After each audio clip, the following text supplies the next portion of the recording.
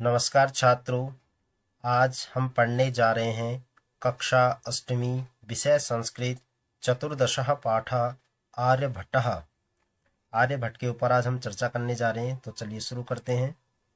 ज्ञान विज्ञान की सुदीर्घ परंपरा भारतवर्ष की अमूल्य निधि है।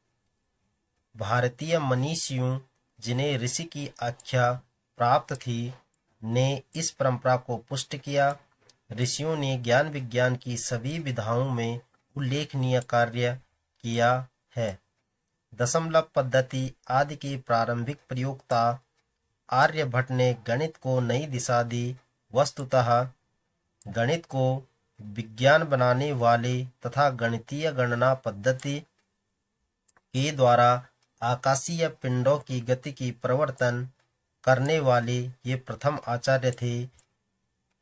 उनके असाधारण वैदुष्य का उल्लेख प्रस्तुत पाठ में इस प्रकार रेखांकित किया गया है। यहाँ से आपका पाठ शुरू होता है। सबसे पहले पूर्व दिशायाम उदेति सूर्यः पश्चिम दिशायाम च अस्तं गच्छति इति दृश्यते हे लोके। ये कह रहा है कि सूर्य जो है पूर्व दिशा से उदित होता है और पश्चिम दिशा में अस्त हो जाता है। यह देखा जाता है संसार में। यह संसार में प्राय देखा जाता है कि सूर्य जो है पूर्व दिशा में उदित होता है और पश्चिम दिशा में अस्त होता है। परम न अनेन अवबोध्यम अस्ति यत सूर्यो गतिशील इति। परंतु इससे यह नहीं जानना चाहिए कि सूर्य गतिशील है। सूर्योच्चलः पृथ्वी च चला या स्वकीय अक्षे घूर्णति इति सांप्रतम सुस्थापिताः सिद्धांतः। सूर्यो अचलः, ये कह रहा है कि सूर्य स्थिर है और पृथ्वी जो है गतिशील है, जो अपने अक्ष पर घूमती है, अर्थात अपनी धुरी पर घूमती है। यह सिद्धांत अब पूरी तरह स्थापित है। सिद्धांतोऽयं प्राथम्येन येन प्रवर्तितः स अतीव महान गणितज्ञः ज्योतिर्विच्च आर्यभट्टः। ये कह रहा है सिद्धांतो अयम, यह सिद्धांत सबसे पहले जिसने स्थापित किया वे थे महान गणितज्ञ ज्योतिर्विच ज्योतिषी आर्यभट्ट। पृथ्वी स्थिरा वर्तते इति परंपरया प्रचलिता रूढ़िः तेन प्रत्यादिष्टः। फिर कह रहे हैं पृथ्वी स्थिर है, इस परंपरा वाली प्रथा को उन्होंने नकार दिया। तेन उदाहृतम यद गतिशीलायां नौकायां उपविष्टः मानवः नौकाम स्थिराम अनुभवति। फिर कहते हैं उन्होंने उदाहरण दिया। तेन उदाहृतम, उन्होंने उदाहरण दिया कि गतिशील नौका पर बैठा हुआ व्यक्ति नौका के स्थिर होने का अनुभव करता है और अन्यांच पदार्थान गतिशीलान अवगच्छति, और दूसरे कार्यों को गतिशील समझता है, अर्थात अन्य पदार्थों को वह गतिशील समझता है। एवमेव गतिशीलायां पृथिव्याम अवस्थितः मानवः पृथिवीं स्थिराम अनुभवति सूर्यादिग्रहान् च गतिशीलान वेति। एवमेव गतिशीलायां, इस प्रकार गतिशील पृथ्वी में स्थित मानव जो है पृथ्वी को स्थिर समझता है और सूर्यादि ग्रहों को गतिशील जानता है। 476 ख्रीष्टाब्दे 670 वर्षे आर्यभट्टः जन्म लब्धवानिति तेनैव विरचिते आर्यभट्टीयम इत्यस्मिन् ग्रंथे उल्लिखितम। फिर कह रहा है 476 ईस्वी सन में आर्यभट्ट ने जन्म लिया। तेनैव विरचिते, उनके द्वारा रचित आर्यभट्टीयम नामक ग्रंथ लिखित है। ग्रंथोऽयं तेन त्रयोविंशतितमे वयसि विरचितः। जो यह ग्रंथ जो है उन्होंने 23 वर्ष की उम्र में रचा था, अर्थात 23 साल की उम्र में इन्होंने यह आर्यभट्टियम नामक ग्रंथ लिखा था। ऐतिहासिक स्रोतोभिः ज्ञायते यत् पाटलिपुत्रम निक्षा आर्यभट्टस्य वेदशाला आसीत्। और ऐतिहासिक स्रोतों से ज्ञात होता है कि पाटलिपुत्र के समीप क्या था, उनकी वेदशाला थी, यानी कि आर्यभट्ट की वेदशाला थी। अनेन इदम अनुमीयते यत तस्य कर्मभूमि पाटलिपुत्रमेव आसीत्। और इससे यह अनुमान किया जा सकता है कि उनकी कर्म भूमि भी कौन सी रही होगी, पाटलिपुत्र ही रही होगी या रही थी। आर्यभट्टस्य योगदानं गणित ज्योतिषा संबंधम वर्तते यत्र संख्यानाम आकलनम महत्वम आदधाति। आर्यभट्ट का योगदान गणित ज्योतिष से संबंधित है। यत्र यहाँ संख्याओं का आंकलन महत्व रखता है। आर्यभट्टः फलित ज्योतिष शास्त्री न विश्वसिति स्मः। आर्यभट्ट फलित ज्योतिष शास्त्र में विश्वास नहीं करते थे। गणितीय पद्धत्याः कृतम् आकलनम् आधृत्य एव तेन प्रतिपादितं यत् ग्रहणे राहुकेतु नाम को दानवौ नास्ति कारणम्। गणितीय पद्धति से किए गए आंकलन को ही आधार मानकर उन्होंने प्रतिपादित किया कि ग्रहण में राहु व केतु राक्षस कारण नहीं है।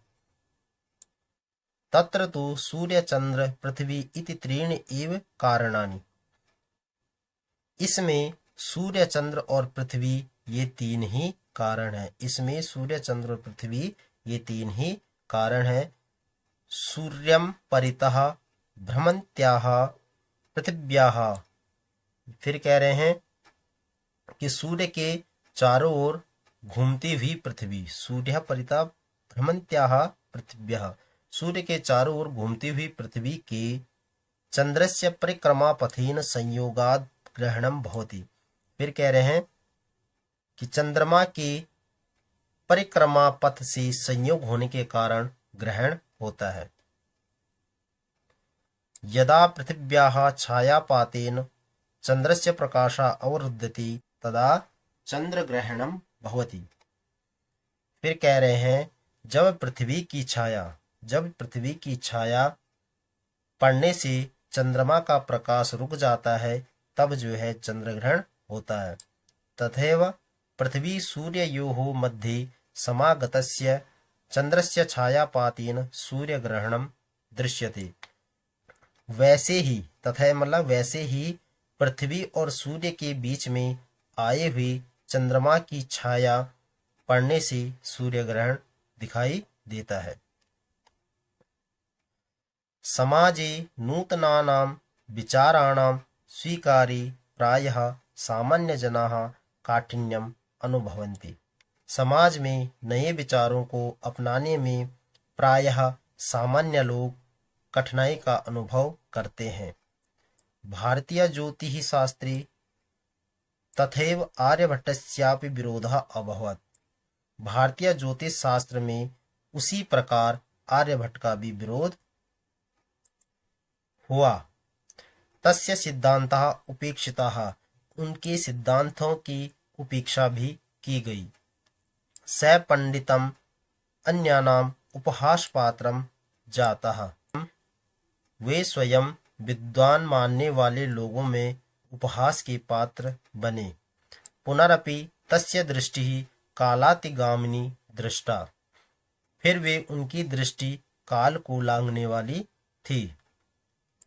आधुनिकैः वैज्ञानिकैः तस्मिन् तस्य च सिद्धान्ते समादरः प्रकटितः। आधुनिक वैज्ञानिकों के द्वारा उनमें व उनके सिद्धांतों में आदर प्रकट किया गया है। अस्मादेव कारणात् अस्माकं प्रथमो ग्रहस्य नाम आर्यभट्ट इति कृतम्।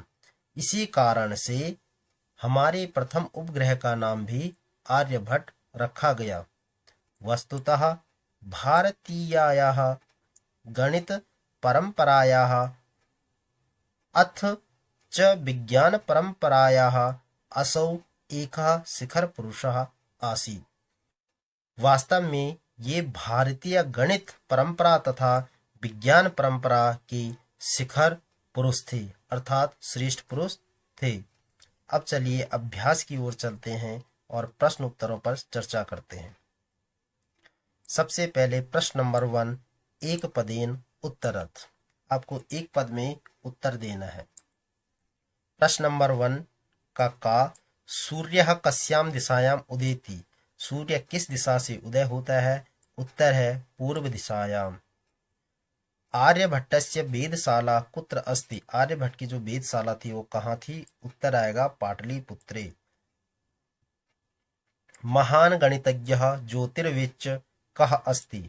महान गणितज्ञ और ज्योतिष शास्त्र के ज्योतिषी कौन थे?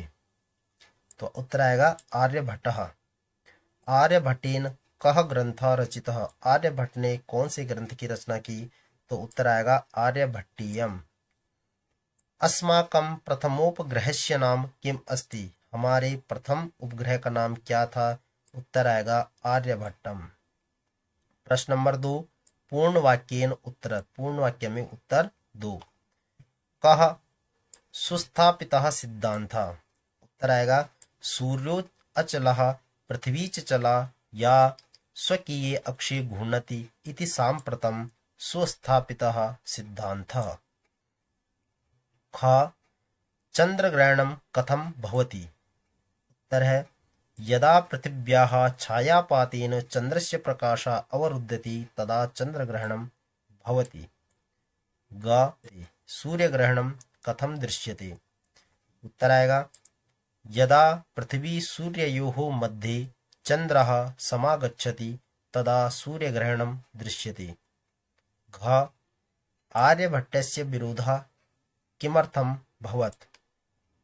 उत्तर समाजे नूतनानां विचाराणां स्वीकारणे जनाः काठिन्यम् अनुभवन्ति। अस्मादेव कारणात् आर्यभट्टस्य विरोधः अभवत्।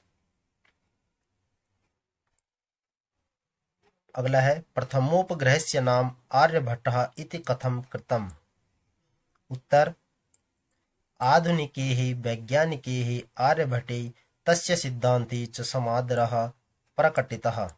अस्मादेव कारणात् अस्माकं प्रथमोपग्रहस्य नाम आर्यभट्ट इति कृतम्। प्रश्न नंबर 3, रेखांकित पदानि आधृत्य प्रश्न निर्माणं कुरुत्। यहाँ पे आपको प्रश्न निर्माण करना है। जो शब्द जिन शब्दों के नीचे अंडरलाइन है उन शब्दों के स्थान पर आपने प्रश्न निर्माण करना है। पहला है सूर्यः कस्यां दिशायां अस्तं गच्छति। तो यहाँ पे पश्चिमायां की जगह हो जाएगा कश्याम। पृथ्वी स्थिरा वर्तते इति परंपरया प्रचलिता रूढ़ि। यहाँ पे परंपरया की जगह पे आ जाएगा कया। आर्यभट्टस्य योगदानं गणित ज्योतिषा संबंधः वर्तते। तो यहाँ पे गणित ज्योतिषा के नीचे अंडरलाइन है तो उसकी जगह पे आंसर आ जाएगा केन। आर्यभट्टस्य योगदानं केन संबंधः वर्तन्ते। समाजे नूतन विचाराणां स्वीकरणे प्रायः सामान्य जनाः काठिन्यम अनुभवन्ति। यहाँ पे सामान्य जना के नीचे अंडरलाइन है तो इसके स्थान पर आ जाएगा के। समाजे नूतन विचाराणां स्वीकरणे प्रायः के काठिन्यम अनुभवन्ति। अगला है पृथ्वी सूर्ययोः मध्ये चंद्रस्य छायापातेन सूर्यग्रहणं भवति। यहाँ पे पृथ्वी सूर्ययोः के नीचे अंडरलाइन है तो इसके स्थान पे आ जाएगा कयोः। कयोः मध्ये चंद्रस्य छायापातेन सूर्यग्रहण भवति। क्वेश्चन नंबर 4 है मंजूषातः पदानि चित्वा रिक्तस्थानानि पूरयत्। मंजूषा में जो शब्द दिए गए हैं उनको चुनकर आपको रिक्त स्थानों की पूर्ति करनी है। जैसे नौकाम, नौकाम, पृथ्वी, तदा, चला, अस्तम।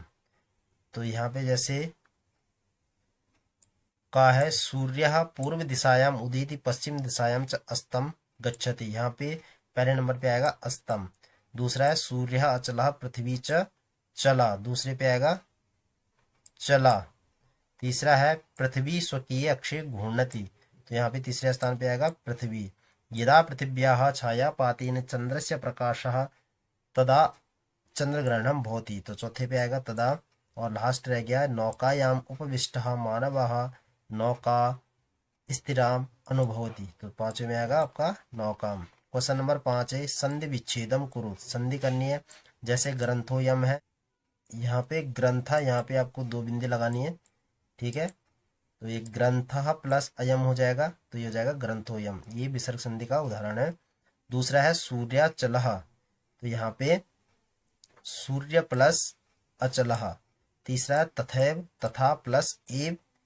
अगला है कालातिगामिनी, काल प्लस अतिगामिनी। प्रथमोपग्रहस्य, प्रथमः प्रथम प्लस उपग्रह, आ प्लस उ हो जाएगा ओ प्रथमोपग्रह। प्रश्न नंबर 6 है अद्योलिखित पदानाम विपरीतार्थक पदानि लिखत। अद्योलिखित पदों का विपरीत शब्द लिखना है। जैसे उदय का विलोम शब्द अस्त, अचलः का चलः, अंधकारः प्रकाशः, स्थिरः गतिशीलः, समादरः अनादरः, आकाशस्य पातालस्य, इस तरीके से विलोम शब्द लिखने हैं। अगला है अद्योलिखित पदानाम समानार्थक पदानि पाठा चित्वा लिखत। जैसे अद्योलिखित पदों का समानार्थक यानी कि सेम वर्ड लिखना है, जिसको हम पर्यायवाची शब्द कहते हैं। संसारे का लोके, इदानीम का सांप्रतम, वसुंधरा का पृथ्वी, समीपम का निक्सा, गणनम का आकलनम, राक्षसों का दानवों। प्रश्न नंबर 7 है अद्योलिखितानि पदानि आदृत्य वाक्यानि रचयत। जो ये शब्द दिए गए हैं, इनका आपको वाक्य प्रयोग करना है। जैसे सांप्रतम है, तो वाक्य प्रयोग किया है सांप्रतम छात्राः कक्षायां पठन्ति। दूसरा है निक्सा, निक्सा मीन्स होता है पास। जलम निक्सा जीवाः गच्छन्ति, जल के समीप जो है जानवर जाते हैं।